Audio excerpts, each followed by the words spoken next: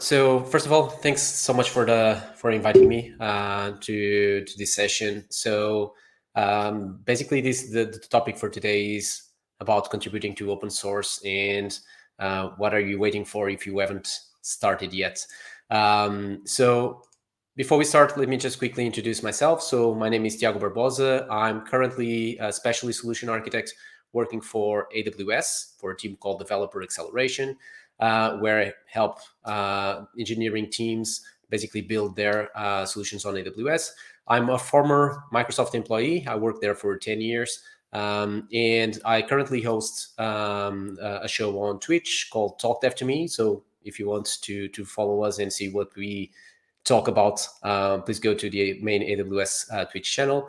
I'm a father of two. I'm also a weekend surfer. At least that's what my wife tells me. And basically, if you want to follow me on social media, you have the information about my Twitter, GitHub profile, LinkedIn, and my website as well. So if you want to reach out after the session, please do. Just use one of those links. And first of all, I would like to start with the Wikipedia definition of open source, which I think it's pretty accurate from code perspective. But as you will see, I believe that open source is a lot more than just code. So the definition is open source software is software with source code that anyone can inspect, modify, and enhance, right? All good from a coding perspective, but it's a lot more than this. And I would like to start the session by using these open source myths, just 4 of them, that I believe are very common and are like common knowledge across multiple people that work on the industry. And these are just 4 of them. There are a lot more. So the first one that I will approach is basically that open source is free. The second one is that open source is inferior quality. Then open source is just a trend and it's only for experienced developers. And I will try to kind of demystify all of this. So the first one, open source is free. Definitely, you can use it for free, but you need to be aware of some things, right? So there are some licenses. If you haven't, if you aren't aware of this, each open source project has its own license attached, and some are more permissive than others. So you have essentially 2 types of licenses. One is the copyleft license, which basically forces any software that is using that specific open source project.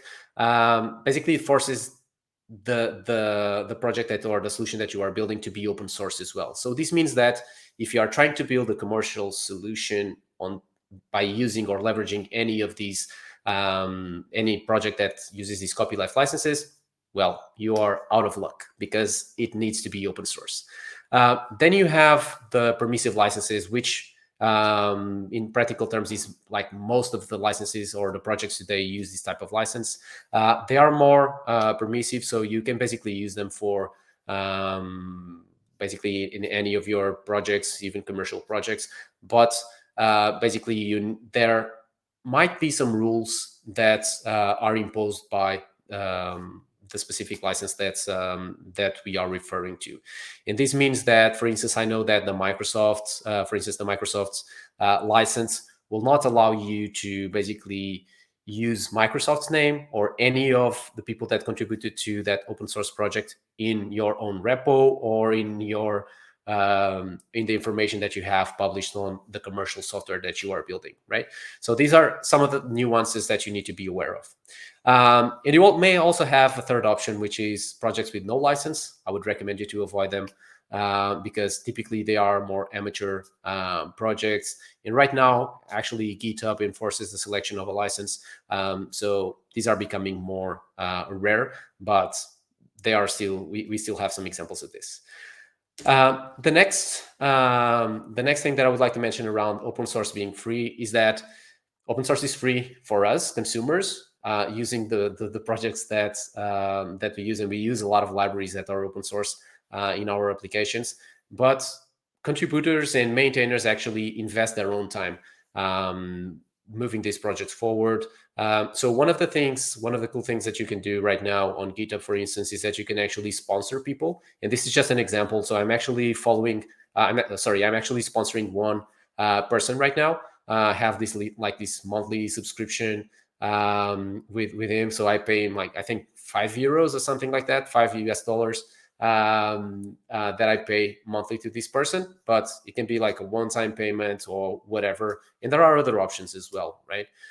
So this is something that you need to be aware of, that software is only as good as the people that are investing their time on that specific project. So it's just something that you need to be aware of, right? Another, moving to the second point here, is basically open source is inferior quality, and this is something that, as an open source contributor myself, I totally disagree with this. So, because don't forget that you are building out in the open. So everyone is able to see what you have been building. And this means that you are basically forced to be more aware of security. You'll be more concerned about the code quality that you are presenting to the community. And if what you are building is not good enough, people will let you know, right? So they will create issues, they will create PRs to improve the code that you have written. And this is how the community actually grows and becomes more interesting. Another point is that the developers that are building like enterprise grade software for large companies and for smaller companies as well, startups doing all this cool stuff that we see getting created, like Roberto just showed you. These are the same developers that are actually contributing to open source, right? So a large part of the developers contributing to open source are basically, they are developers somewhere else, and this means that you have the potential of having great resources and amazing people contributing to a project that you are contributing to as well, or something that you started. And this is something that is pretty rare, and it's not commonly seen in a single company, right? I can give you a personal example. When I was at Microsoft, I was contributing to a project around Kubernetes, basically where I was working with people from AWS and people from Ali Cloud, right?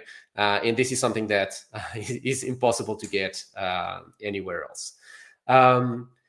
Another thing, and the third point that I would like to mention here, is that the same automation processes, quality gates, all the tools that are used today in large enterprises can still be applied to open source projects, right? So you don't need to just create code and do nothing else, right? So for instance, in GitHub, you have GitHub Actions, and so you can just basically do anything you want. There are a lot of integrations with a lot of great tools. So don't think that open source is inferior quality. It's not. The third point is that open source is just a trend. So I see this mentioned a lot when I talk to some of my customers, and some people. I see this a lot in social media as well, and this is not the case, right? So open source is not new, right? So, but the first open source project is basically was Netscape, and it basically goes back into 1998, right? So this is the first open source project. So many years, this cannot be a trend. What basically changed is that companies started looking into open source in a different way. So a good example of this is Microsoft with .NET Foundation, where you have today more than 500 projects that are actively being developed. You have more than 3,000 companies contributing to these different projects, and this would be impossible to do if only Microsoft was supporting or contributing to these projects, because it would be impossible to maintain all of them with that same quality and making sure that they are growing as much as they are right now, right? And Microsoft is just an example. You have other companies like AWS and others doing the same thing, right? Another cool thing that we have been seeing in the last few years is that open source is becoming kind of the default for even many of the large companies. So you can see a few examples, for instance, with AWS Amplify or AWS CDK or Kubernetes or Visual Studio Code or even Next.js. So you have all these great examples of things that are open source projects that a lot of people are contributing to. And this is becoming like the default. At least it's always considered as an option when new projects are starting. And this is really interesting to see, right? The last point that I would like to mention here is around the belief that people think that only experienced developers can contribute to code, to open source projects with code. And this is something that I would like to give you a bit of my personal experience. My first contributions to open source were not code, right? So I contributed with documentation. These were my first contributions, and this is where I got a bit more comfortable with what the PR is, or how do I do a proper commit, or the comments that I had to the pull request. So all of these things that you need to get more comfortable with, you don't need to go directly into code, right? So that's why I mentioned in the beginning when we discussed the definition of open source that I believe that this is more than just writing code. Another thing that you can do is use open source to learn, right? So you can look into the code of more experienced developers, or you can go into projects that you are using in one of the solutions that you are building and look into the implementation, right? So you can go into the details. You don't need to just use the library and that's it. You can actually fix stuff that are not working. And this is also how you grow, right? So you can learn from other people's code, and this is something that wouldn't be possible without open source. Contributing to open source is also really interesting if you want to build a reputation, right? I can tell you that a lot of companies these days, when they are hiring developers, they ask for GitHub accounts, they ask for contributions, examples of how they contributed to open source. And you can get all of these cool badges. So I just got some examples from my personal GitHub account. So you can see like information like total commits and PRs. So you can get stars.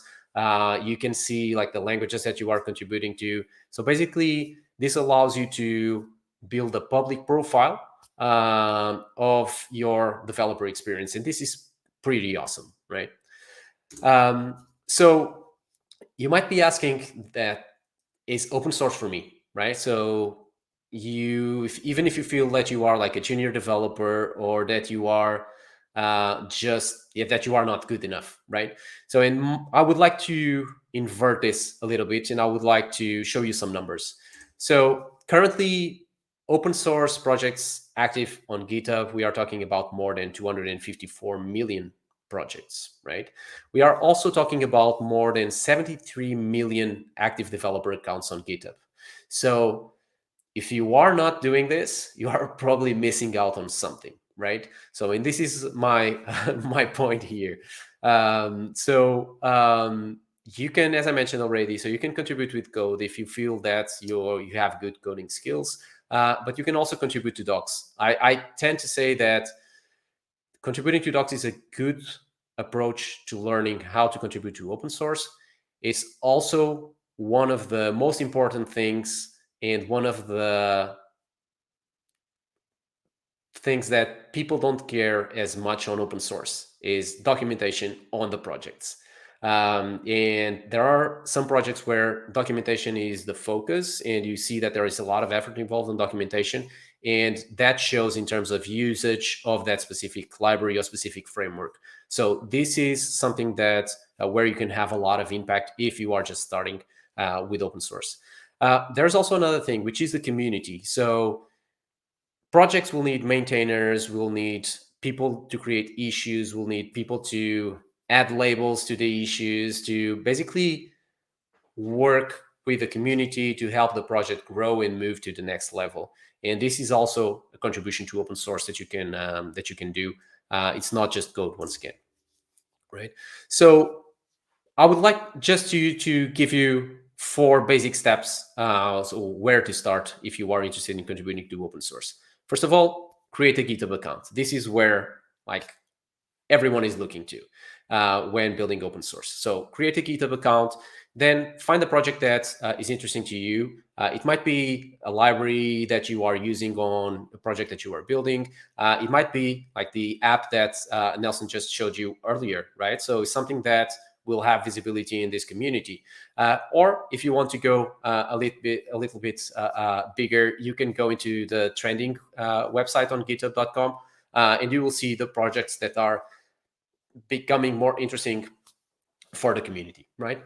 And then next step, create your first pull request. So contribute with something, documentation, fixing a typo on the documentation, something like that is a good place to start, right?